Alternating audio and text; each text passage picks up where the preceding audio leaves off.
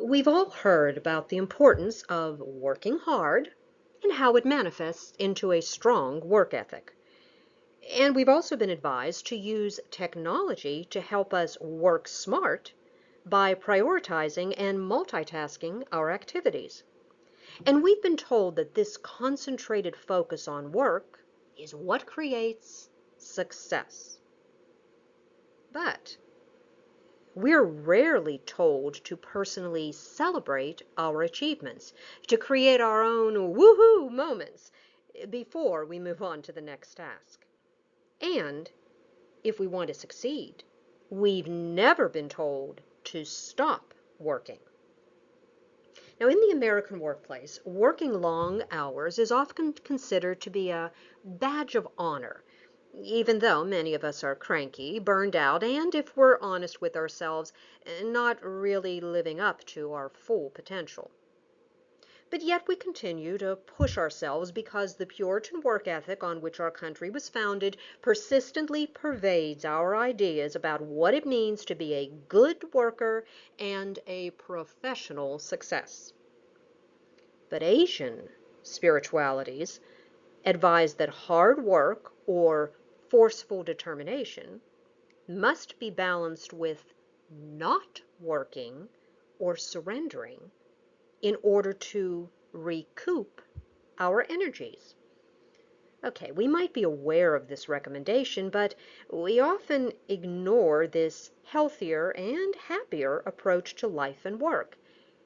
So the question is, why? It has been said that many people choose their professional paths based upon the issues that they need to resolve in their own lives. Okay, I've been an entrepreneur my entire life and tend to be a high, or even overachiever, and am very proud to be a reformed perfectionist. But burnout was always on the horizon as I pushed myself to do more.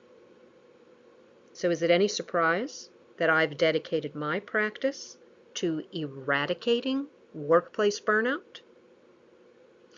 In the past, like many people, even when I wasn't technically working, I continued to think about work and strategies and clients and marketing and profits and expenses, and I never really stopped thinking about work. But I also found that my life was a never-ending to-do list. As I checked off one task, I immediately moved on to the next. And I never really permitted myself the joy and rejuvenating power of totally letting work go. But isn't that what it takes to be a successful entrepreneur?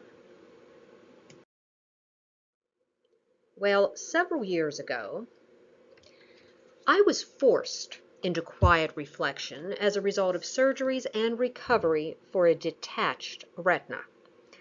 After 6 surgeries, I was healed with no visual impairment.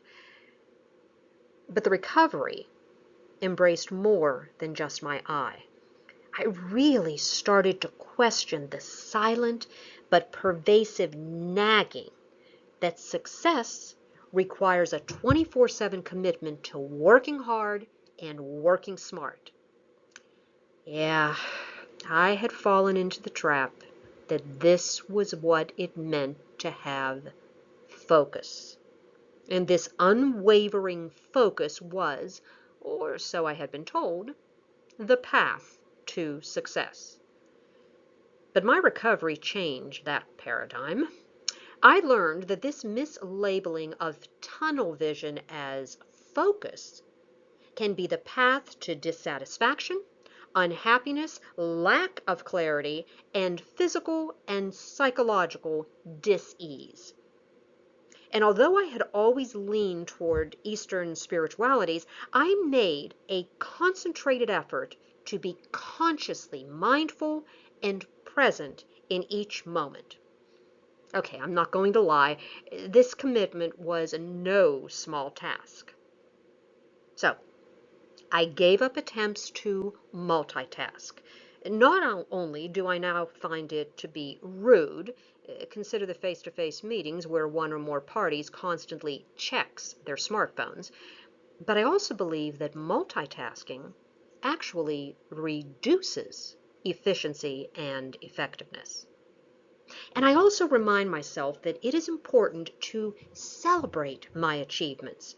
I no longer finish a task without a mini celebration, my own private woohoo moment of recognition before I move on to the next project.